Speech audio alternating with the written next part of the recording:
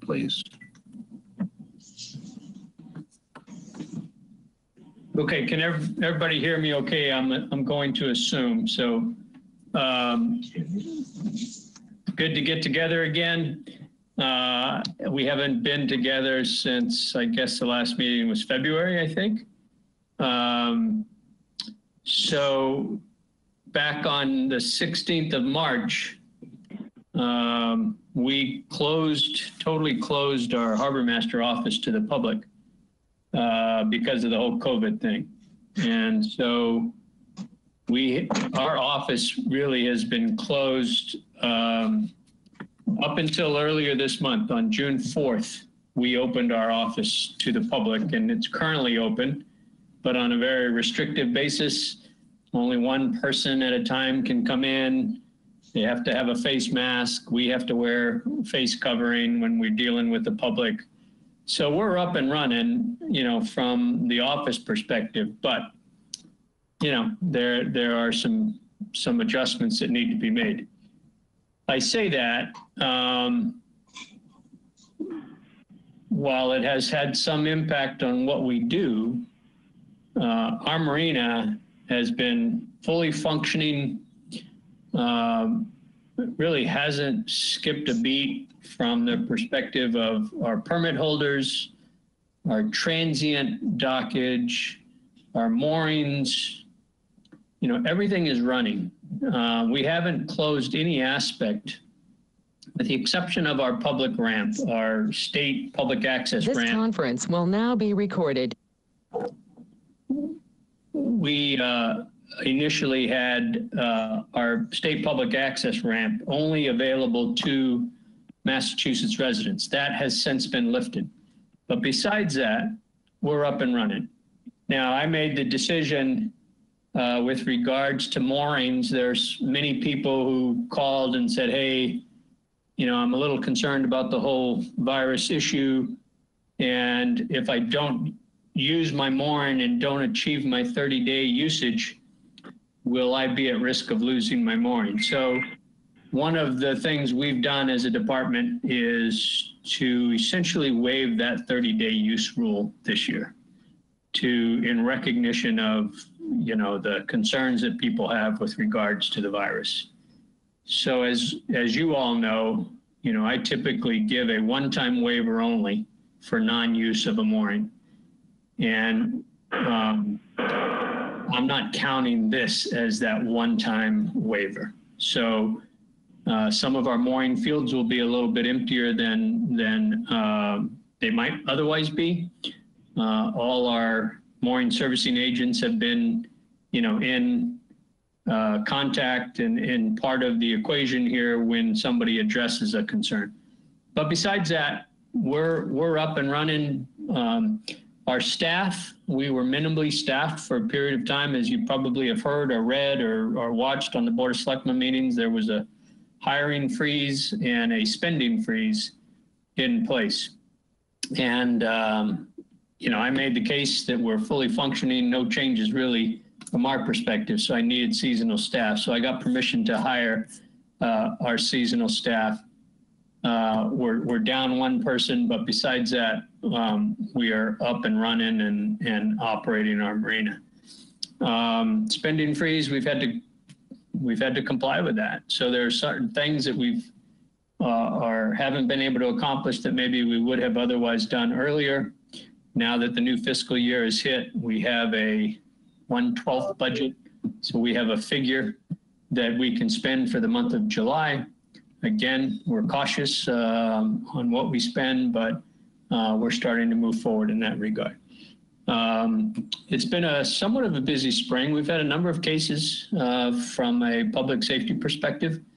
All our boats are in the water, and we've had numerous cases dealing with kayakers in distress and boat tows and a number of different things that we've had to deal with. I'll just kind of go over the last several months.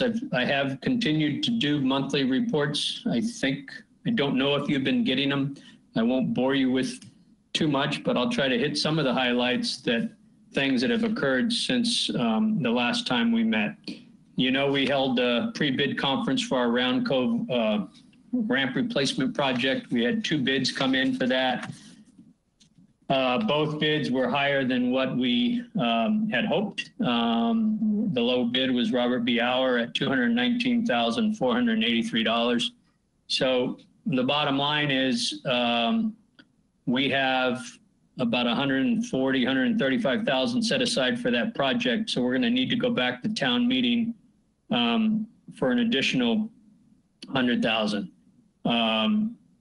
You know, we had put aside about $200,000 for that project, and then there's engineering costs that we took out of that. So it's not, we weren't that far off, but we had to pay for the engineering costs as well. So as you know, town meeting's been pushed and postponed, and it's now due in September. So we've certainly missed our window of doing the project in the fall. So I'm hopeful we'll see how town meeting goes in September. And if we get approval, then we'll look to do it, to do the work next spring.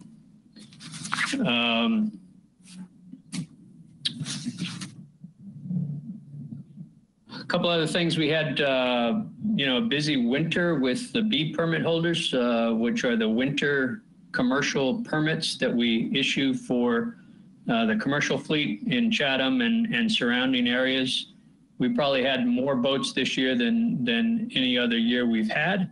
And we actually were able to keep them, and at the request of Chatham, actually, we kept them all till the 1st of June, and we actually allowed them to use our offloading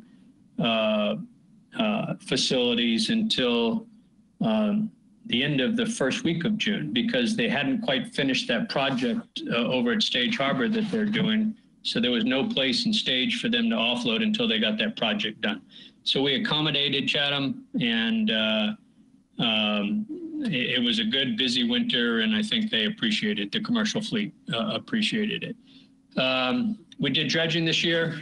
This spring, we dredged Allen Harbor and took out about almost 7,000 cubic yards at Allen Harbor, and we also did the entrance to Witchmere Channel, and we took out somewhere in the estimate of 1,800 cubic yards there. One good thing is, I don't know if this had come through last time we met, but I was notified. I had applied, just like I did last year, for a grant, a state grant, to help fund our dredge project. And last year we received it. This year, initially I didn't receive it, but they called me to say, hey, we had a project drop off. If you can do the dredging, we'll give you your grant. So we got a grant of $36,000 to put towards our project, which is a real good thing.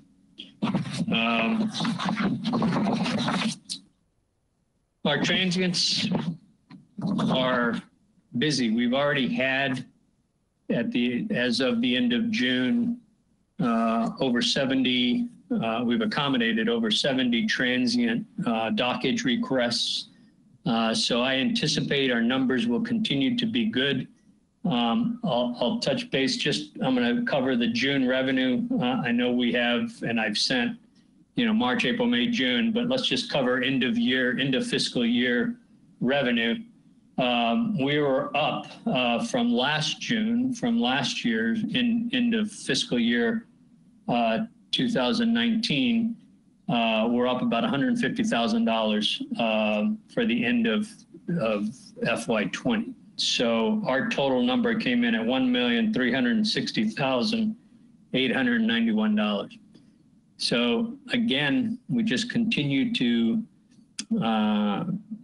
do better from a revenue standpoint. Our transient dockage was up significantly, and that's really about $80,000 in transient dockage alone that accounted for a big piece of that $150,000 increase. So what does that mean? It means we're taking advantage of our expanded marina, and we continue to try to fill every slip that's open, and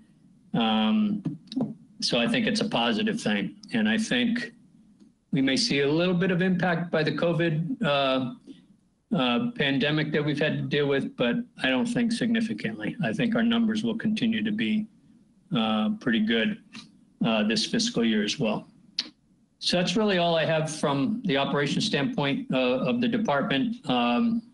You know, we do have several dock projects, private dock projects that have been put on hold, some of which you've heard previously, and they had to come back because we didn't like what they proposed initially, that Matt will put on the agenda for our next Waterways meeting, which I think is scheduled for the 22nd.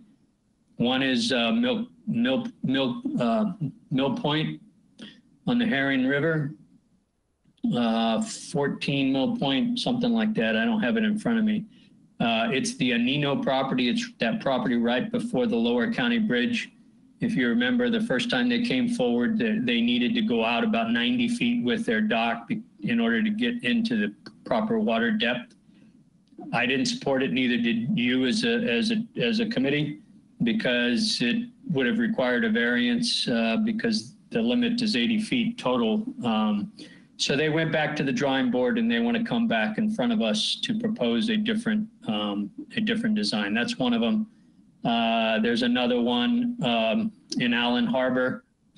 I don't think you've heard this one, but their initial proposal came before me and Hines. We looked at the property. It went too far out into the waterway, too close to the channel. It's right at the bend coming into Allen Harbor. So they went back to the drawing board and they want to come in front of the board to not propose a float, but more of a platform where they can just get off and launch a kayak or, you know, a canoe or something of that. So you'll see that.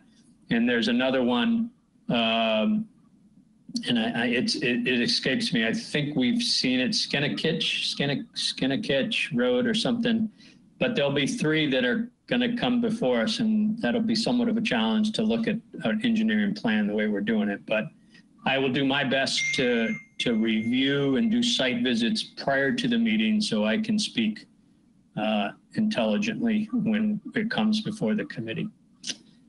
And I think that's it. Matt, anything else? Well, thank you, John. I want to interrupt for a second. I've got caller 3 that I just turned on their microphone. I know caller 1 is Steve. I don't know who caller 3 is. Is that me? Maybe Semistus? No, Tom, you're on there as Tom. Well, it could be. I just turned on your microphone. Okay, so you're still I'm talking on the phone because I can't understand you through the computer for some reason. No, I understand that, Tom, but I just shut off your microphone on the computer and I turned on your. So you're caller 3. Okay, I've answered the question. Thank you. Okay. Now, if anybody has any questions, this is probably kind of rudimentary, but I need you to raise your hand so I can turn on the microphone. Okay, hang on a second. I'm going to shut off Tom for a second, and I'm going to turn on Jay. Just let me figure out how to do this. Okay, that's off. And Jay. Okay, Jay, your microphone is on. What was your question? John, can you hear me? Yes. Yeah, okay. You indicated that there are some moorings that aren't being used. Is there a way to utilize that resource to gain additional revenue? If somebody declares, hey, listen, I'm not going to come because of the virus, can you temporarily rent that to somebody else so that that resource becomes revenue? Yeah, we don't have a mechanism to do that. We don't have what Chatham has and what some towns have, and that's a third-party system for moorings. You know, in Chatham, if you know a permit holder and they're not going to use their mooring, you can submit an application for a third party and you pay a fee in order to do that, and you can use their moorings. We don't have that in place. You know, we require our permit holders to use their moorings or they lose it. And we do allow people to let others borrow their moorings. So if you wanted to borrow a friend of yours who has a mooring in Allen Harbor, as long as that permit holder uses that mooring for the minimum of 30 days, the other 2 months or whatever, he can allow you or whoever to use that mooring.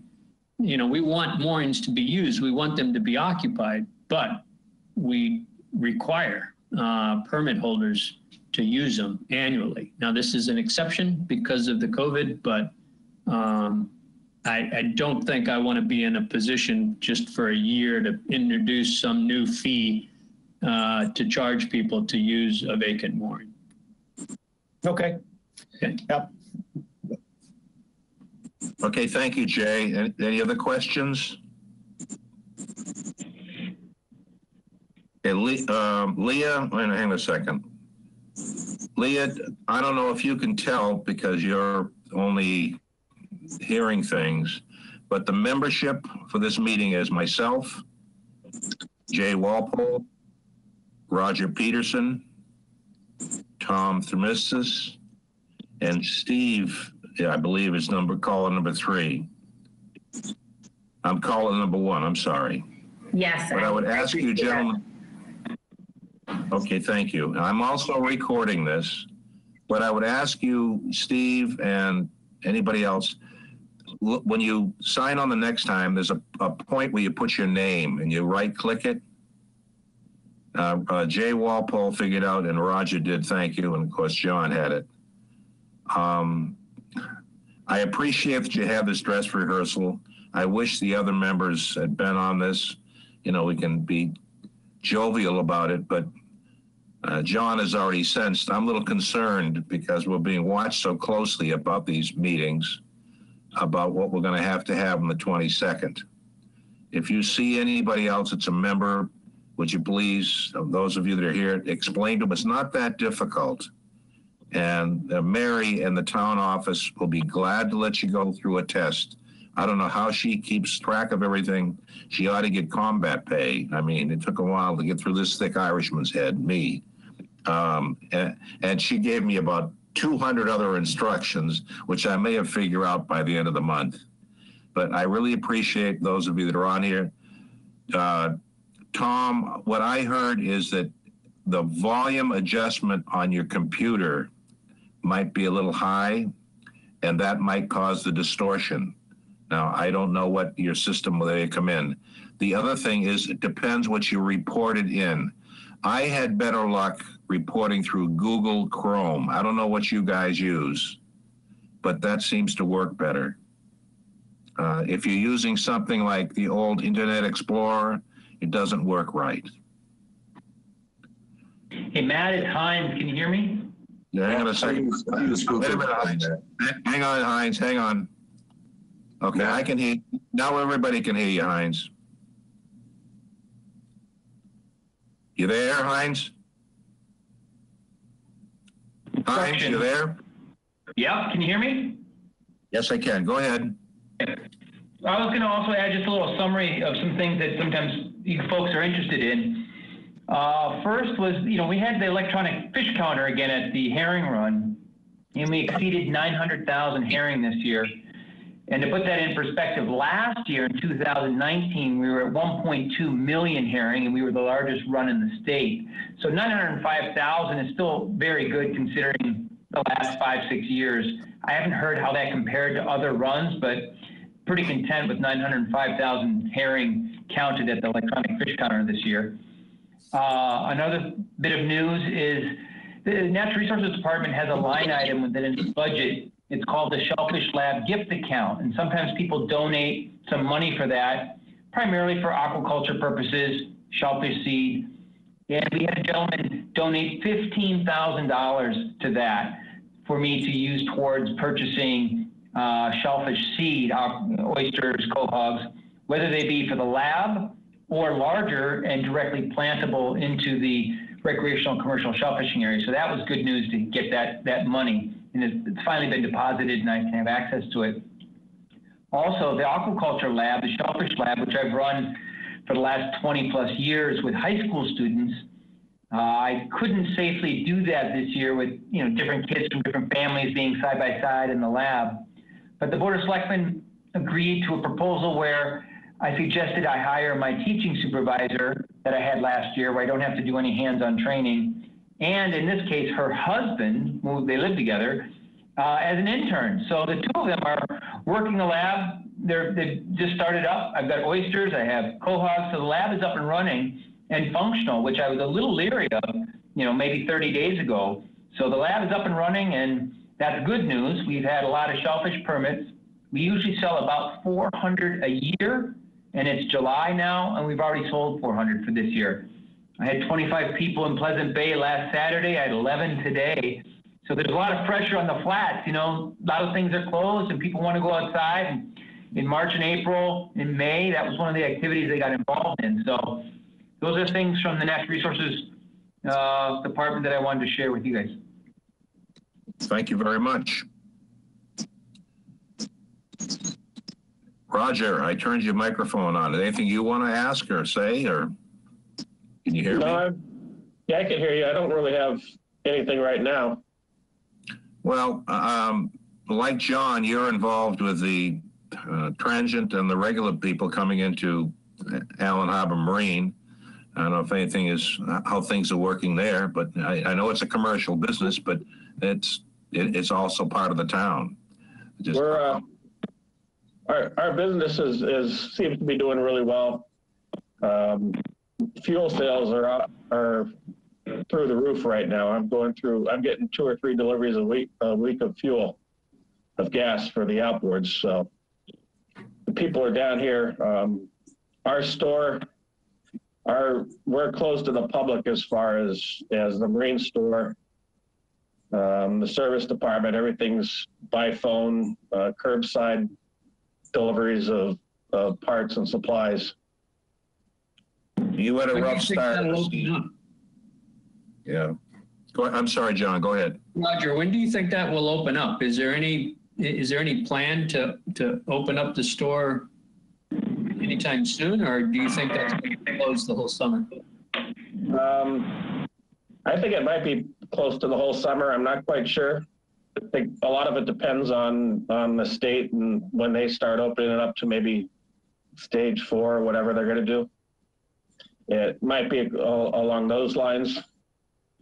But I mean, the state allows retail currently, right? Yeah, So they are. Is it a decision by the ownership to keep it closed, or? Yeah, it is right now. Okay. We're deciding to still keep it closed to the public. Yeah. Okay. Given what's happened there at the beginning of it, and then just how small it is, it's easier just to keep it closed than try to limit people in and out, keeping the numbers down, and not having people in and out. Yeah, I understand. Okay, hang on a second. Let me get the right. Where's caller 1? Where are we? Here we go. Steve, you've been kind of quiet. You have any questions or comments? No, things look good. Look good. The snack shack is good. Yes, it is. Okay. It's doing a lot of business. Yes, it is. And I've been down there 3 times. Yeah. Tom, I know you're on. I have one question for John. Oh, Did okay, anybody request a refund? Did we have any requests for refund for either slips or moorings?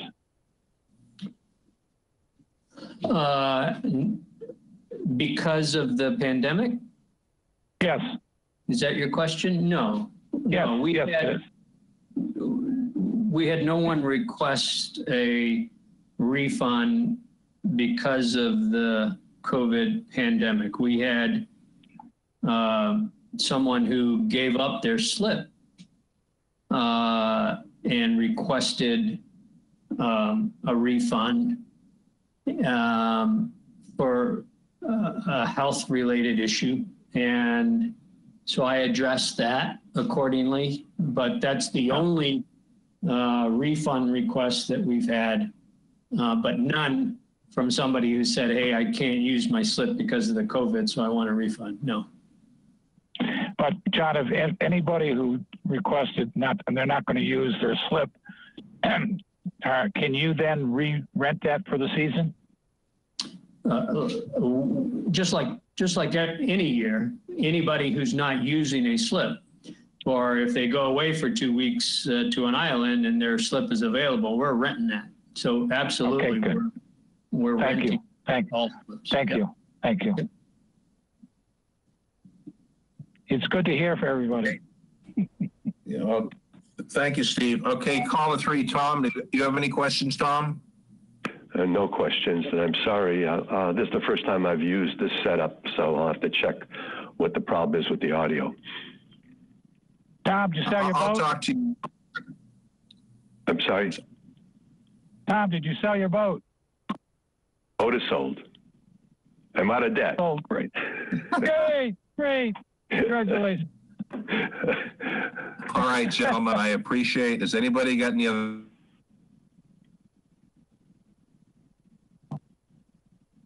No, Mr. Chairman. Caller number 1, no. Matt, you're frozen. I don't know if you can hear me, but Yeah. The questions, the comments, or Leah, please do so now. We've at least covered the ground floor of having this meeting. I'm sorry, who said something? I said you were frozen there for a while. We didn't hear what you just said. Well, I appreciate that you're here. And this was a dress rehearsal, and it went pretty well considering. And I'd like to work with Tom and others to make sure that they're in better shape, because when we're going to have a difficult meeting on the 22nd. I'm going to have to go back and forth with the diagrams and with the help of John, and it'll probably take a little bit longer to do it correctly. But I appreciate that you guys showed up. The only thing that I need of a vote today is when everybody's finished with their comments, I need a vote to adjourn. Vote to adjourn. Second. All right, gentlemen. Thank you all very much. You Hey, too. Matt, Hi. Jay has a question. Jay, I'm wait a minute. Turn it back on, Jay. That's what I wanted. Steve got you again. Go ahead, Jay. I just have a comment. I wanted to comment that I'm on Apple Safari and it's working well. So you've Okay. done with the Chrome. Apple Safari works well too. Okay, I'll talk with Tom and we'll see if we can work that out. Okay. Anybody have anything else? If you have anything, raise your hand now or hold your peace. Okay? Gentlemen and Leah, thank you very much. Good night. Have a good evening. Good night. Good night. Good night. Thanks.